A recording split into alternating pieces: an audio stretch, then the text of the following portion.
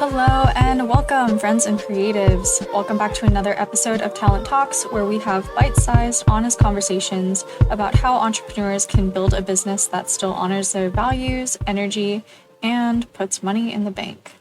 Today, we're digging into a question that I promise every single creative has wrestled with at some point. Am I doing enough? Underneath that question are all sorts of mental spirals, at least for me. It's, should I be working harder? Should I be taking bigger risks? Should I be scaling faster? Am I behind? If you've ever felt that mix of ambition, cappuccino-induced anxiety, and slow-rolling dread, you're not alone. Today we're going one level deeper, because this question often correlates directly with how we view and analyze risk when it comes to our business.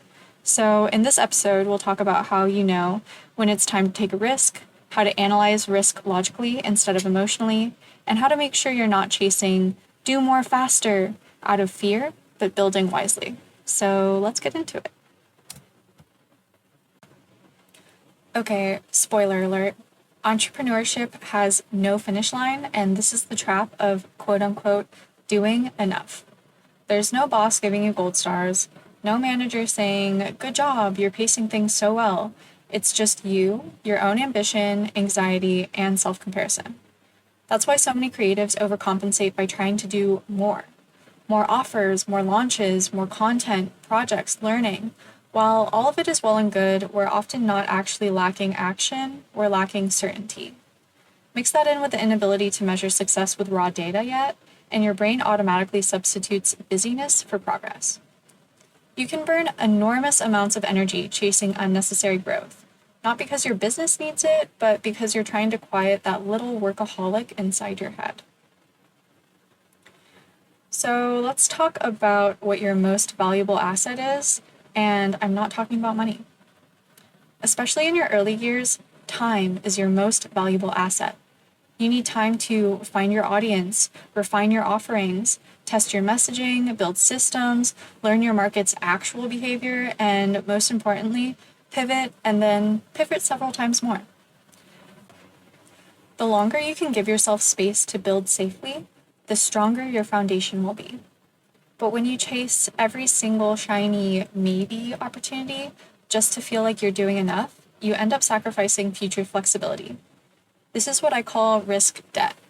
You take on unnecessary risks too soon, and suddenly you're hustling in survivor mode instead of building with intention. Paul Graham, founder of Y Combinator, says it beautifully. Do things that don't scale. In your early years, your job isn't about scaling fast, it's about learning deeply. To do the messy, slow work and figuring out what actually works for your business and what works for you. I learned this the hard way when I started my online store. I wanted the most products for customers to choose from and started chasing really unnecessary trends instead of focusing on a niche where I could have actually brought some actual utility. Did I end up having over 300 plus products in my store? Yes. Did I also end up barely breaking even because I was paying to renew products that I never actually saw a return from instead of focusing on products that were successful?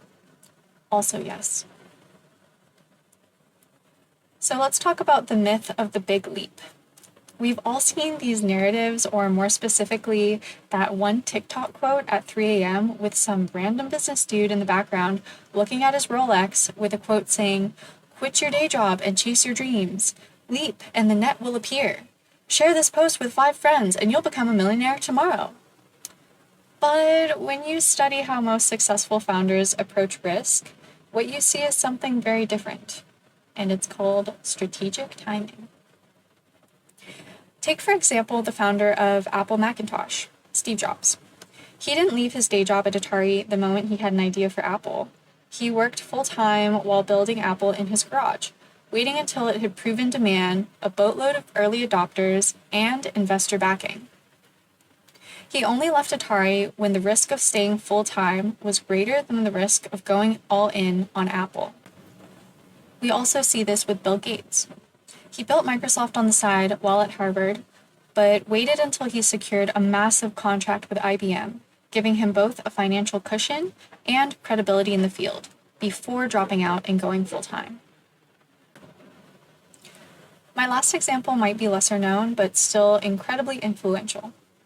And that's Sarah Blakely, founder of Spanx, and someone who sold fax machines door to door while building her prototype for years. She didn't quit her day job until Spanx had multiple manufacturers, a solid product distribution plan, trademarks, and early sales from Spanx being available at Neiman Marcus. So, what's the common denominator? They all calculated the risk to reward ratio and took a logical, thoughtful step to move forward on something that was clearly showing signs of growth. When it was finally time to go all in, it wasn't a risk, it was a calculated decision. It's also worth looking at examples of high-risk approaches that nearly went very wrong. Let's look at Elon Musk. Love him or hate him, he invested nearly all of his PayPal earnings into Tesla, SpaceX, and SolarCity simultaneously. For years, all three hovered near bankruptcy. Even Musk admitted that his all-in stacking of major risks nearly destroyed all of his companies multiple times. And in the creative world, you see this as well. Kanye West, for example, rushed into fashion, housing, education ventures, and tech startups, often without fully stabilizing his business infrastructure or validating demand. Many of those ventures collapsed under legal, financial, or operational strain, despite his immense creative talent. The lesson isn't that risk is bad, it's that compounding uncalculated risk too early creates instability that even talent can't come back from. I'd also like to note both of these individuals had a good deal of cushion to fall back on. They weren't going to lose their homes or wouldn't be able to buy food for themselves if these ideas didn't pan out. In a way, they too calculated that they were able to take these risks and still come out, quote unquote, on top due to their financial cushion, which, let's be real, a lot of us don't have to fall back on. So how do you know when it's time to take a real risk? Here's the framework that I always come back to. Number one, what's the worst case scenario? And can I recover? If everything fails, can I land on my feet? Is this a survivable experiment? Number two, what's the time horizon? Will I have enough data? Can I test this with 3 or 6 months and reassess with real feedback? Number three, is it reversible or is this choice irreversible? Can I pivot if this doesn't work, or is this a one-way decision? And number four, does this risk buy me more time or steal time from me? Some risks give you breathing room, others force you into a corner you never wanted to be in. For example, taking on a stable retainer while building your business, I'd say this is a smart risk. It builds you time. Quitting client work to launch an untested offer, high risk, forces pressure prematurely. Saying no to draining clients to reclaim creative energy, smart risk, scary in the moment, but expands capacity long term. So let's circle back to the original question. How do you know if you're doing enough? Here's a simple gut checklist that I do that helps me figure out if I'm doing enough or if I'm just in my head. So 1, you're consistently showing up, not perfectly, but steadily. 2, you're testing, learning, and adjusting, not endlessly planning. 3, you're honoring your boundaries, not sacrificing your well-being. 4, you have clear goals, but you're not chasing busy work for validation. And 5, you feel challenged, but not chronically anxious or resentful. If you're nodding along to most of these, you're doing enough. Good job.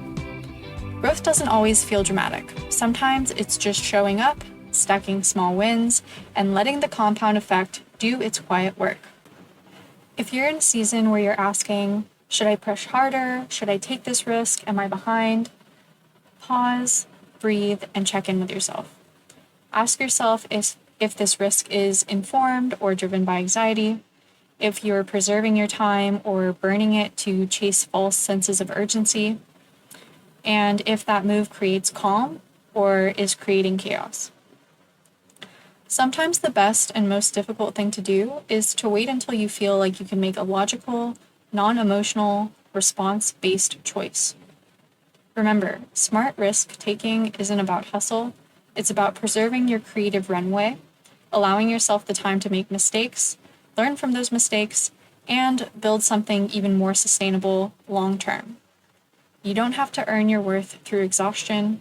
You're allowed to build patiently, intentionally, and with integrity. As always, thank you so much for listening. If you want help walking through your next big decision, I've created a free resource to pair with this episode. It's called the Risk Reflection and Analysis Prompt. It's a guide exercise to help you analyze risk logically, not emotionally, and protect your time. Grab it for free at kocreativeagency.com under the Tools for Creatives tab. Thanks for listening, and I'll see you next time on Talent Talks.